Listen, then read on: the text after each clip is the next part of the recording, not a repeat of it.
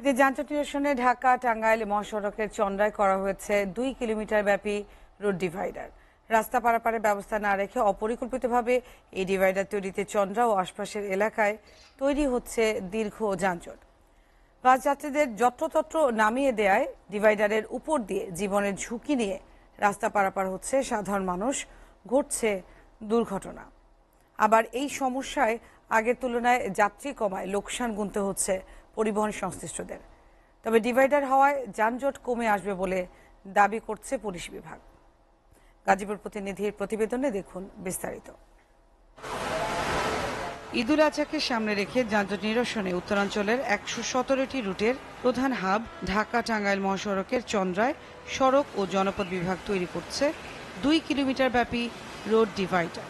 জাতীয় এলাকার সাধারণ মানুষের নিত্য রাস্তা পারাপারের কথা মাথায় না রেখে শুধু 2 ঈদের সময় 2 সপ্তাহের যানজট নিরসন করতে অপরিকল্পিতভাবে তৈরি করা হয়েছে রোড ডিভাইডার।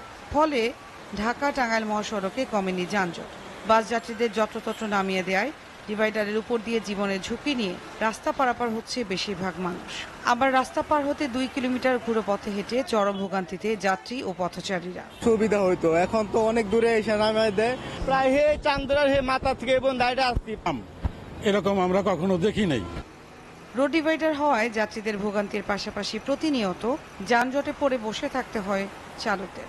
আবার এতে আগের তুলনায় যাত্রী কমায় লোকসান গুনতে হচ্ছে চালক ও মালিকদের। এই আইল্যান্ডের কারণে ভাই যাত্রী অমরতে পার হতে পারে না, আমাকে ব্যবসার অনেক ক্ষতি হয়ে যাচ্ছে। আমাদের পরিস্থিতি এত খারাপ, আমরা এসে যাই তেলের টাকা করতে পারতেছি না।